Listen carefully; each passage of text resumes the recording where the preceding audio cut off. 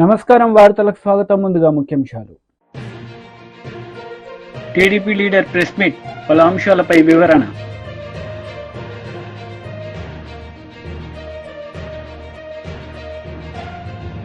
BJP leader press meet, పలు అంశాలపై వివరణ.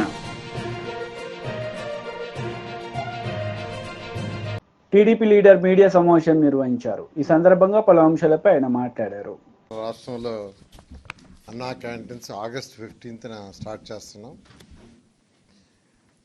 గత 2014-19 అప్పుడు ఈ అన్నా క్యాంటీన్స్ని పేదల నిరుపేదల కోసం ప్రతి పేదవాడు కేవలం 5 రూపాయలతో చక్కటి భోజనం, ఆరోగ్యకరమైన భోజనం, మంచి ప్లేసులు అంటే తినే ప్లేస్ కూడా హైజీనిక్ గాను, తర్వాత చాలా ఆహ్లాదకరంగా ఉండాలని ఆ రోజు సీఎం గారు ఆదేశించడం, దానికి తగ్గట్టుగానే రాష్ట్రంలో 203 అన్నా క్యాంటీన్స్ యాక్చువల్గా ప్రారంభించడం జరిగింది.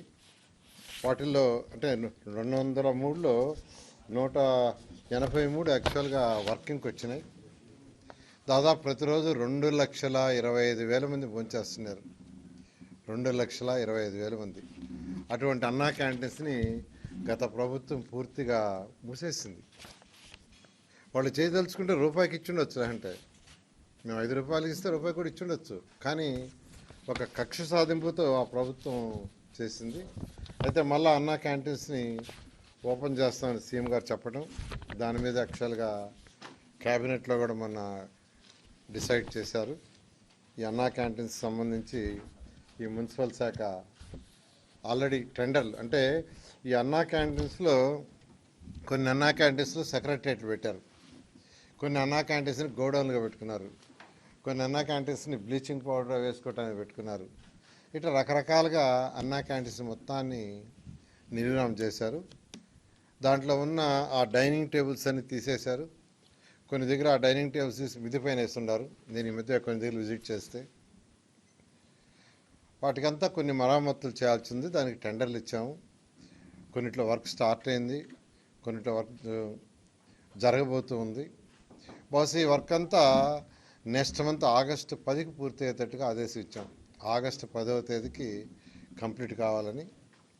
అదే గత 2014-19లో అక్షయ్ పాత్ర వాళ్ళు యాక్చువల్గా ఈ టెండర్ దక్కించుకొని వాళ్ళు ఫుడ్ పెట్టారు. చాలా చక్కటి ఫుడ్ పెట్టారు. ప్రతి పేదవాడు ఎంతో హ్యాపీగా, సంతోషంగా, ఆనందంగా తిన్నారు. నేను కూడా తిన్నా చాలాసార్లు టేస్ట్ చేయడానికి. అయితే ఈసారి మళ్ళీ టెండర్లు పిలుచున్నాం. టెండర్లు కూడా 22వ తేదీ ఐ థింక్ ఓపెన్ చేస్తారు, 22 ఓపెన్ చేస్తారు. అదే సేమ్ రేట్స్లో ఎటువంటి కొందరు అడుగుతున్న రేట్లు ఏమైనా పెంచుతారని. పెంచేది ఏం లేదు, సేమ్ రేట్స్ 5 రూపాయలతో యాక్చువల్గా బ్రేక్ఫాస్ట్ అయినా, లంచ్ అయినా, డిన్నర్ అయినా చేసే విధంగా చేయడం జరిగింది. అంతేకాకుండా అన్ని అన్నా క్యాంటీన్స్ ఒకే మోడల్, ఒకే స్టాండర్డ్. అధికారులకు కూడా ఇప్పుడు యాక్చువల్గా వీడియో కాన్ఫరెన్స్ జరిగింది. రాష్ట్రంలో ఉన్న 123 మున్సిపాలిటీస్కి కమిషనర్స్తో ఈరోజు కాన్ఫరెన్స్ జరిగింది. ఒకే మోడల్ ఉండాలా, ఒకే సిస్టమ్ ఉండాలా, ఒకే క్వాలిటీ ఉండాలని ఆ విధంగా చేయమని యాక్చువల్గా ఈరోజు ఆదేశించడం జరిగింది. బీజేపీ లీడర్ మీడియా సమావేశం నిర్వహించారు. ఈ సందర్భంగా పలు అంశాలపై ఆయన మాట్లాడారు. 10 సంవత్సరాల నుండి ఏదైతే అవినీతి అక్రమాలు జరిగినాయో, ఇప్పుడు వచ్చిన ప్రభుత్వంలో కూడా దేనిపైన కూడా సరిదిద్దే కార్యక్రమం మొదలుపెట్టలేదు. ముఖ్యంగా మత్స్యకారుల గురించి ఆల్రెడీ ఇప్పుడు మత్స్యకారులకు ఇప్పుడు చేపలు చెరువులలో వేసి వాళ్ళు ఉత్పత్తి చేయవలసిన సమయం. కానీ ఇవాళ జూలై 18 ఆల్రెడీ టెండర్లు ఈ నెల 23వ తారీఖు వరకు టెండర్లకు టైం ఇచ్చిండ్రు. అంటే ఆ టెండర్లు ఓపెన్ కావాలి, వాళ్ళకు ఎవరికి వచ్చిందో తెలియాలి, వాళ్ళు తీసుకొచ్చి మళ్ళీ చేపలు ఈ మత్స్యకారులకు ఇవ్వాలి. ఇచ్చే వరకు దాదాపు ఇంకో నెల రోజులు పడుతుంది. అసలు ఆ చేప కరెక్ట్ చేతికి రావాలంటే 9 నెలలు సమయం పడుతుందంట, మంచి చేప రావాలంటే. కానీ దాని గురించి కూడా చర్య లేదు. ఆల్రెడీ ఇంతకుముందు 80 కోట్లకెళ్ళి స్టార్ట్ అయింది బీఆర్ఎస్ ప్రభుత్వంలో. ఇవాళ 110 కోట్లతోని మేము ఈ సొసైటీలకు చేపలు పంపిణీ చేస్తామని అన్నారు. కానీ అది 23వ తారీఖు రోజు టెండర్ పిలిచిండ్రు. యాక్చువల్గా రాష్ట్రంలో చేప పిల్లల పంపిన 26,350 జలాశయాల్లో 85,000 కోట్ల 60 లక్షల చేప పిల్లలు చేయాలి ఒకటేసారి. కానీ ఇక్కడ మత్స్యశాఖ సీడ్ ఉత్పత్తి మాత్రం 10% ఈ రాష్ట్రంలో. 6 ఏళ్లుగా 80% ఏపీకెళ్ళే తెప్పించుకున్నారు ఇక్కడ. కానీ ఇక్కడ ఉన్నదాన్ని ఇక్కడికెళ్ళే తీసుకుంటామని చెప్పి ఇప్పటి వరకు ఆ ప్రభుత్వం చేయలే. ఇప్పుడు ఈ ప్రభుత్వం ఏం చేస్తుందో కూడా ఇంకెవరికి తెలియదు. దాదాపు చిన్న చిన్న రిజర్వాయర్లు, భారీ రిజర్వాయర్లు 80 నుంచి 100 సైజు ఉన్న మిల్లిమీటర్ చేపలు విడుదల చేయనున్నారు. కానీ ఇప్పటి వరకు ఈ బీఆర్ఎస్ ప్రభుత్వంలో వాళ్ళు యాక్చువల్గా ఈ చేప పిల్లల గురించి శాస్త్రవేత్తలు చెప్పింది ఏంటంటే దాదాపు ఒక 2 ఇంచుల పైన 3 ఇంచుల పైన చేపనే మనం చెరువులలో వేస్తే అవి పెరగడానికి అవకాశం ఉంది, జీవించడానికి అవకాశం ఉందని ఉన్నది.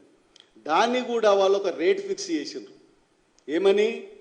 దాదాపు 3 రూపాయలు పెట్టి కొంటేనే, అలాంటి ధరతో కొంటేనే అవి ఒక నాణ్యతమైన దొరుకుతాయి, లేకపోతే దొరికేని అది. కానీ ఈ ప్రభుత్వము ఇక్కడ టెండర్ వేసే వాళ్ళు ఏంటంటే 60 పైసల నుంచి 70 పైసలు దొరికే, ఆంధ్రకి వెళ్ళి దొరికే దాని పేరు చేపపిల్ల పేరు ఏముందంటే అది సామాన్యంగా అది ఇక్కడ మనకు బొచ్చార్ రవ్వ ఈ చేపలే ఎక్కువ మన తెలంగాణలో ఉండే. కానీ ఇప్పుడు తలాపియా అని చేపని ఎక్కువ సప్లై చేస్తారు. వీళ్ళు నేను అడిగిన ఎవరిని, సొసైటీ సభ్యులను అడిగినా, మీరు అన్నా ఒకటేసారి తీసుకొచ్చి లక్షలు తీసుకొచ్చి ఫస్ట్ ఒక్కొక్కటి వేరి వేసి ఒక తట్టలో వేసి అవి కౌంటింగ్ చేసి ఒక 1000 అనుకొని తర్వాత అన్ని అలా పోసేసి అలా నీళ్ళలో వదులుతూనే ఉంటాం చెరువులలో. అలా ఏ చేప. మంత్రి గుడివాడ అమర్నాథ్ మీడియా సమావేశం నిర్వహించారు. ఈ సందర్భంగా టీడీపీ నేతలపై ఆయన విరుచుకుపడ్డారు. పార్టీ అధ్యక్షులైనటువంటి గౌరవనీయులు మాజీ ముఖ్యమంత్రి జగన్మోహన్ రెడ్డి గారు రేపు ఆ కుటుంబాన్ని పరామర్శించడానికి కూడా ఇప్పటికే బెంగళూరు నుంచి విజయవాడ చేరుకున్నారు. రేపు ఉదయం వారిని పరామర్శించడానికి కూడా వెళ్ళబోతా ఉన్నారనేటువంటి విషయాన్ని ఈ సందర్భంగా తెలియజేస్తా ఉన్నా. ఏ రకంగా ఈరోజు ఉదయం గౌరవ పార్లమెంట్ సభ్యులైనటువంటి మిథున్ రెడ్డి గారు, మా మాజీ పార్లమెంట్ సభ్యులైనటువంటి రెడ్డప్ప గారిని పొంగనూరులో వారి ఇంటికి వెళ్ళి కలవడానికి వెళ్తే ఆ ఇంటి మీద రాళ్లతో దాడులు చేసి మా గౌరవ పార్లమెంట్ సభ్యులైనటువంటి మిథున్ రెడ్డి గారి తాలూకా వాహనాన్ని పూర్తిగా ధ్వంసం చేసి మాజీ పార్లమెంట్ సభ్యులైనటువంటి రెడ్డప్ప గారి వాహనాన్ని తగులుబెట్టి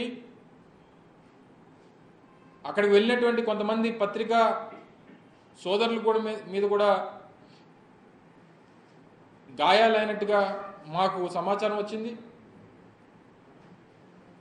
చివరికి ఎంపీ గారిని పోలీస్ వాహనంలో తీసుకొని తిరుపతి వెళ్లాల్సినటువంటి పరిస్థితి వచ్చింది. ఇది ప్రజాస్వామ్యంలో ఎంతవరకు సమంజసం ఒక్కసారి ప్రజలు ఆలోచించాలని చెప్పి మీ అందరి ద్వారా కోరుతా ఉన్నాం. ఇంత పెద్ద ఎత్తున అన్ని రకాలుగా కూడా ఇదంతా చూస్తే ఎన్నికల ముందు ఎన్నికల ప్రచార సభల్లో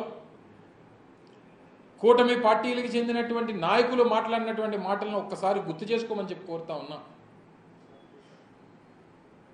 ఏ రకమైనటువంటి మాటలు, ఏ రకంగా వారి పార్టీ నాయకుల్ని కార్యకర్తల్ని ప్రేరేపించారో, ఏ రకంగా రేపు అధికారంలోకి వస్తే వారి మీద దాడులు చేస్తామన్నటువంటి ఒక మెసేజ్ని ఎన్నికల కన్నా ముందే ఏ రకంగా కూటమి పార్టీకి చెందినటువంటి నాయకులు ఇచ్చారో అనేటువంటిది ఒకసారి గుర్తు చేసుకోమని చెప్పి కోరుతా ఉన్నాం. గడిచినటువంటి 45 రోజులుగా ఆంధ్రప్రదేశ్ రాష్ట్రంలో భారత రాజ్యాంగాన్ని పాటించట్లేదు. గడిచినటువంటి 45 రోజులుగా కూటమి ప్రభుత్వం నడిపిస్తున్నటువంటిది కేవలం రెడ్ బుక్ రాజ్యాంగాన్ని మాత్రమే నడిపిస్తూ ఉంది అనేటువంటి విషయాన్ని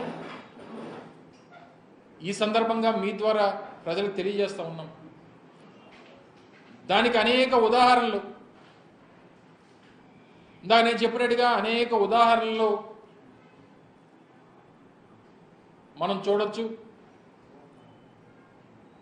పూర్తిగా శాంతి భద్రతలు అనేటువంటివి లేకుండా పోయే, దాన్ని కంట్రోల్ చేసేటువంటి పరిస్థితుల్లో ముఖ్యమంత్రి గారు లేరు, మిగిలినటువంటి వారి మంత్రివర్గం లేదు, వారికి సంబంధించినటువంటి వారితో పాటు ఉన్నటువంటి కూటమిలో ఉన్నటువంటి మిగిలినటువంటి రాజకీయ పార్టీకి చెందినటువంటి నాయకులు లేరు. అన్ని రకాలుగా కూడా రాష్ట్రంలో ఉన్నటువంటి వైఎస్ఆర్ కాంగ్రెస్ పార్టీ నాయకత్వాన్ని, వైఎస్ఆర్ కాంగ్రెస్ పార్టీ నాయకత్వం దగ్గర నుంచి కింద స్థాయి కార్యకర్త వరకు ఏ రకంగా బెదిరించాలి, భయపెట్టాలి, ప్రాణాలు తీయాలి, నేరుగా ముఖ్యమంత్రి స్థానంలో ఉన్నటువంటి చంద్రబాబు నాయుడు గారు కూడా ఈ మధ్యకాలంలో అనేక మార్లు పూర్తిగా నాయకత్వాన్ని, నాయకుడిని భూస్థాపితం చేస్తామన్నటువంటి మాటలు అనేక సందర్భాల్లో ఈ మధ్యకాలంలో చెప్తున్నటువంటి విషయాన్ని కూడా మనం చూస్తూ ఉన్నాం.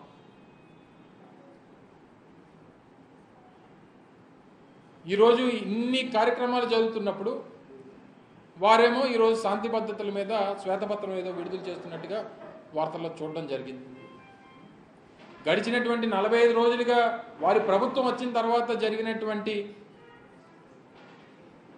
ఈ దౌర్జన్యాల మీద, దాడుల మీద, హత్యల మీద, హత్యా ప్రయత్నాల మీద, వీటన్నిటి మీద కూడా ఒక శ్వేతపత్రం విడుదల చేస్తే బాగుంటుంది అనేటువంటిది నా తాలూకు అభిప్రాయం. ఇంకా 45 రోజులు అయిపోయినా ఇంక ఏ సందర్భం వచ్చినా ఇంకా వైఎస్ఆర్ కాంగ్రెస్ పార్టీని నిందించడం, చివరికి ఏ స్థాయి దిగజారిపోయారంటే నిన్న జరిగినటువంటి హత్య కూడా వైఎస్ఆర్ కాంగ్రెస్ పార్టీ నాయకుల మధ్యలోనే జరిగింది అనేటువంటి విషయాన్ని వారి ప్రచార సంస్థల ద్వారానో వారి సోషల్ మీడియా ద్వారానో చెప్పేటువంటి ప్రయత్నం చేస్తారు. బీఆర్ఎస్ లీడర్ మీడియా సమావేశం నిర్వహించారు. ఈ సందర్భంగా పలు అంశాలపై ఆయన మాట్లాడారు. ఇవాళ ఎన్నికల 9 కాంగ్రెస్ పార్టీ అనేక సభల్లో రాహుల్ గాంధీ చేస్తా ఉన్న 2 లక్షలు ఇయ్యలే, రేవంత్ ఆంక్షలు విధించారు, వాళ్ళ నాయక నిబంధనలు విధించారు, 20% మాత్రమే చేస్తాము, కేసీఆర్ ఘోరంతా చేసి మళ్ళా తీసుకోండి, రుణం చేసింది అత్యంత తక్కువ చెప్పుకోవాల అత్యంత ఎక్కువగా. డిసెంబర్ 9 పోయింది, ఇవాళ వాళ్ళు చేస్తా ఉన్న 2 లక్షలు మాట్లాడుతూ చెప్పారు, అనేక ఆంక్షలు విధించారు. కేసీఆర్ గారు మొదటి నెల విధించారు, 16,144 కోట్లు మాత్రం చేశారు, 20% మాత్రమే చేశారు. రెండోసారి ప్రభుత్వంలో దర్యాగా 12,000 కోట్లు చేశాడు చెప్పుకుంటున్నాను. మేము మాత్రం ఇవాళ 30,000 కోట్లు ఒకటే రోజులో అకౌంట్లో వేస్తామని చెప్పారు, మాత్రం అత్యంత ఎక్కువ వేసిండ్రా, వేలే. ఇవాళ వాళ్ళు వేసింది వారే మాట్లాడుతూ 6,000 కోట్లు మాత్రమే, దరిదాపుగా 10.5 లక్షలు మొదటి ప్రభుత్వంలో 16,144 కోట్లు మాత్రం చేశాడు. ఆ అమౌంట్ అనేది రెండోసారి ప్రభుత్వంలో 12,000 కోట్లు చేశాడు, అయితే 30% ఉంటుంది. మేము మాత్రం అమౌంట్ తీసుకున్నట్లయితే 21,000 కోట్లు వాళ్ళు చెప్పిన లెక్కల ప్రకారమే వేసిండ్రా, వేలే. ఎన్ని అబద్ధాలు వేసింది ప్రచారం చేస్తున్నారంటే వాళ్ళ మాట 6,000 కోట్లు మాత్రమే.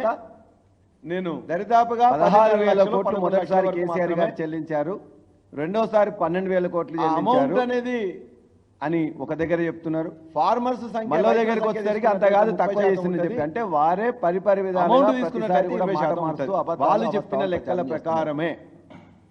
మేము సూటిగా వారిని అడుగుతున్నాం, ఎన్ని అబద్ధాలు 2014లో 1 లక్ష రుణమాఫీ అంటే, నేను 1 లక్ష వరకే రుణమాఫీ అంటే ఆనాడు వారు మాట్లాడిన, నేను ఎక్కువ కూడా 35 రేవంత్ రెడ్డి గారు 1 లక్షల మంది రైతులకు సంబంధించి అదే 16,144 కోట్లు అయింది. 35.31 లక్షల మంది రైతులకు సంబంధించి 16,144 కోట్లు అయింది.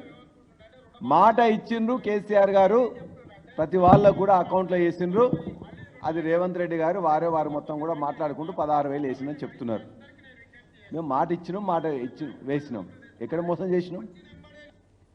రెండోసారి కూడా దరిదాపుగా 37.33 లక్షల మంది రైతులకు 1,00,000 రూపాయల రుణమాఫీలో ఉన్నట్లయితే దరిదాపుగా 19,000 కోట్లు, 12,000 కోట్లు వేసినాం, 7,000 కోట్లు బ్యాంకులో పెట్టినాం.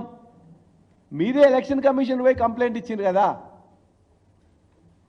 ఇవాళ రుణమాఫీ చేస్తున్నారు. కేసీఆర్ గారు ప్రభుత్వాన్ని రుణమాఫీ చేయకుండా ఆపండి అని చెప్పేసి ఎలక్షన్ కమిషన్కి చెప్పిండ్రు. ఎలక్షన్ వచ్చిన తర్వాత, ఎలక్షన్ అయిపోయిన తర్వాత ఆ నిధులన్నీ కూడా మీ మంత్రులు, మీ యొక్క కాంట్రాక్టర్లు తీసుకున్నది వాస్తవం కాదు, మీకే తెలుసు. రైతు బంధుకి వేసిన నిధులు తీసుకున్నారు, రుణమాఫీకి వేసిన నిధులు తీసుకున్నారు. మేము మాట తప్పలే, రుణమాఫీ ద్వారా లెక్కలు కరెక్ట్గా చెప్పినాం. మేము ఎప్పుడు కూడా రుణమాఫీకి ఏ నిబంధనలు పెట్టలే, ఆంక్షలు పెట్టలే. కేసీఆర్ గారి ప్రభుత్వం ఒకటి చూసింది, పాస్బుక్ ఉందా లేదా, రుణం తీసుకున్నారా, పాస్బుక్ ఉందా లేదా. అందుకే 1,00,000 మాఫీ చేస్తున్నప్పుడు 35 లక్షల మందికి చేసినాం. రేవంత్ రెడ్డి గారు 16,000 చెప్పారు. రెండోసారి 37,00,000 ఐడెంటిఫై చేసినాం. కేసీఆర్ గారు 19,000 కోట్లు, 12,000 కోట్లు వేసినాం అని ఒక దగ్గర చెప్తున్నారేంటి. మళ్ళీ దగ్గరికి వచ్చేసరికి అంతగానో వారే పరిపరి విధాలుగా కూడా మాట మారుస్తూ అబద్ధాలు ప్రచారం 6,000 కోట్లు అని చెప్తున్నారు. వారిని అడుగుతున్నాం, ఎట్లా తగ్గింది? 2014లో రుణమాఫీ అంటే 16,000 కోట్లుంటే 1,00,000 వరకే రుణమాఫీ అంటే ఆనాడు 19,000 కోట్లుంటే 35 రైతులు 35 లక్షల మంది రైతులకు సంబంధించి ఇవాళ ఎందుకు 16,144 కోట్లు అయింది. మీ నిబంధనలు కాదా? 35.3 నిబంధనల వల్ల మీ ఆంక్షల రైతులకు సంబంధించి రేషన్ కార్డు ఉన్న వాళ్ళని మీరు లెక్క తీసుకోలే. మాట ఇచ్చిండ్రు కేసీఆర్ గారు, లేని వాళ్ళని లెక్క తీసుకోలే, అకౌంట్ లో వేసిండ్రు. ఆధార్ కార్డు లేని వాళ్ళని లెక్క తీసుకోలే, మొత్తం కూడా మాట్లాడుకుంటూ ప్రభుత్వ ఉద్యోగస్తులను లెక్క తీసుకోలే. మేము మాట ఇచ్చినాం, ఐటీ పే చేస్తున్న వాళ్ళని లెక్క. టీడీపీ లీడర్ మీడియా సమావేశం నిర్వహించారు. ఈ సందర్భంగా పలు అంశాలపై ఆయన మాట్లాడారు. 37.3 లక్షల మంది రైతులకు ముఖ్యంగా 1,00,000 రూపాయల ఏదైతే ఒక రుణమాఫీలో ఇద్దరు అట్లయితే దరిదాపుగా 19,000 వ్యక్తుల మధ్య జరిగినటువంటి గొడవని 12,000 కోట్లు వేసి తెలుగుదేశానికి ముడేయడం చాలా దారుణం అని చెప్పి ఈ సందర్భంగా మీరే తెలియజేస్తూ, కంప్లైంట్ ఇచ్చిండ్రు కదా. అలాగే ప్రతిదీ కూడా రుణమాఫీ చేస్తున్నారు. వ్యక్తిగత కక్షల్లో హత్య జరిగితే రాష్ట్రపతి పాలన కావాలని చెప్పడం, ఎలక్షన్ కమిషన్ కి చెప్పిండ్రు. లేకపోతే ఎలక్షన్ కూటమి ప్రభుత్వం విషయం చల్లడం. ఇదే కాకుండా దొరికినప్పుడల్లా జరిగిన 36 రోజుల్లోనే వీరు ఎప్పటికప్పుడు ఈ ప్రభుత్వం కేవలం హత్యలు చేయడానికి అధికారంకి వచ్చిందన్న విధంగా మీరు ప్రచారం చేయడం చాలా దారుణం అని చెప్పి ఈ సందర్భంగా తెలియజేస్తూ, అలాగే ఈ రోజు ప్రజలందరూ కూడా రుణమాఫీకి ఏ వీళ్ళు ఒక తీరును కానీ చూస్తే, జగన్మోహన్ రెడ్డి గారు ఒక తీరును చూస్తే, కేసీఆర్ గారి ప్రభుత్వం ఒకటి చూసింది. నిన్న మొన్న జరిగినటువంటి సంఘటన ఏదైతే గిరిజన మహిళకు సంబంధించి విజయసాయి రెడ్డి గారితో ఏదైతే ఆయన వంచన చేశారనే విషయాన్ని డైవర్ట్ చేసి మళ్ళీ ఈ విషయాన్ని బయటకు తీసుకొస్తున్నారేమో అనే విధంగా ఉందన్న సంగతి మేము తెలియజేస్తున్నాం. తెలుగుదేశం పార్టీ కీర్తి చేసిన నందమూరి తారక రామారావు గారు స్థాపించిన దగ్గర నుంచి కూడా నేటి వరకు కూడా ఏ రోజు కూడా హత్యా రాజకీయాల్లో లేదన్న సంగతి మీరు తెలుసుకోవాలని చెప్పి ఈ సందర్భంగా తెలియజేస్తున్నా. 6,000 కోట్లు అని చెప్తున్నారు. అలాగే ఎందుకు ఈ వ్యత్యాసం, ఎట్లా తగ్గింది? 2014లో ఈ అసత్యాల్లో భాగంగా 2018లో ఏమన్నామంటే 19,000 కోట్లుంటే తెలుగుదేశం పార్టీ అధికారంకి వచ్చిన తర్వాత రైతులు ఆనాడు అప్పుడు కూడా వీళ్ళు ఏ విధంగా వైసీపీ నాయకులు కావచ్చు, లేకపోతే జగన్మోహన్ రెడ్డి గారు కావచ్చు, మీ నిబంధనల వల్ల, మీ ఆంక్షల వల్ల టీడీడీలో రేషన్ ఏదైతే టీడీడీలో ఉన్నటువంటి వాటాన్ని తెలంగాణకి ఇచ్చేశారని చెప్పి చెప్పడం, లెక్క తీసుకోలే. అదే కాకుండా ఆధార్ కార్డు లేని వాళ్ళని లెక్కకు తీసుకోలే, సుమారు 15 మంది కమ్మ వాళ్ళకు ఉద్యోగస్తులను లెక్కకు తీసుకోలే, మంత్రి పదవులు ఇచ్చారని చెప్పడం, IT పే చేస్తున్న వాళ్ళని లెక్కకు అదే కాకుండా తీసుకోలే. తెలుగు మీడియం ఇవన్నీ లెక్కలో ఇంగ్లీష్ మీడియం తీసి తెలుగు మీడియం పెట్టారని చెప్పడం, అంటే ఏదో విధంగా తెలుగుదేశం పార్టీ మీద అసత్యాలు అబద్ధాలు చెప్పి ఒక ఫేక్ పర్సన్గా జగన్మోహన్ రెడ్డి గారు నడుస్తున్నటువంటి తీరు మీరు గమనించాలని చెప్పి ఈ సందర్భంగా తెలియజేస్తున్నాం. అలాగే జగన్మోహన్ రెడ్డి గారు నిజంగా చెప్పాలంటే గడిచిన 5 సంవత్సరాలు వారు ఏదైతే ఈ హత్యా రాజకీయాలు చేశారో, అంటే జగన్మోహన్ రెడ్డి గారు రాజకీయ రాక్షసత్వానికి మరి కేర్ ఆఫ్ అడ్రస్ ఎవరు ఉన్నారంటే అది జగన్మోహన్ రెడ్డి అని చెప్పి మేము తెలియజేస్తున్నాం. గడిచిన 5 సంవత్సరాలుగా ఆయన హత్యా రాజకీయాలతో ఆయన పాలన సాగించారు కనుకనే దాని ఛాయలే ఇప్పుడు ఈ సంఘటన అని చెప్పి మేము తెలియజేస్తున్నాం. చెప్పాలి అంటే జిలానీ హత్యకి మరి ఆయన రషీద్ హత్యకి జిలానీ కారణం అన్నారు. వాళ్ళిద్దరికీ కూడా ప్రజలందరూ కూడా గమనించాలి. వీళ్ళిద్దరికీ కూడా సంవత్సరం నుంచే ఆ గొడవలు ఉన్నాయన్న సంగతి మీరు తెలుసుకోవాలి. ఎందుకంటే ఆ గొడవ వాళ్ళిద్దరి మధ్యనటువంటి వ్యక్తిగత గొడవల్ని ఆ రోజు ఉన్నటువంటి ఎమ్మెల్యే గారు బోళ్ళ బ్రహ్మనాయుడు గారు ఆయన దగ్గర గత 1 సంవత్సరం క్రితమే ఒక పంచాయతీ జరిగింది. ఆ పంచాయతీ వార్తలు ముగించే ముందు ముఖ్యాంశాలు మరోసారి. టీడీపీ లీడర్ ప్రెస్ మీట్, పలు అంశాలపై వివరణ.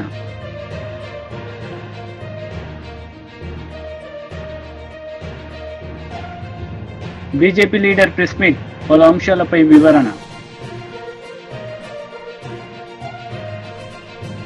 ఈ వార్తలు ఇంతటితో సమాప్తం. తిరిగి ప్రసారమయ్యే వార్తలు మళ్ళీ కలుద్దాం. అంతవరకు సెలవు. నమస్తే.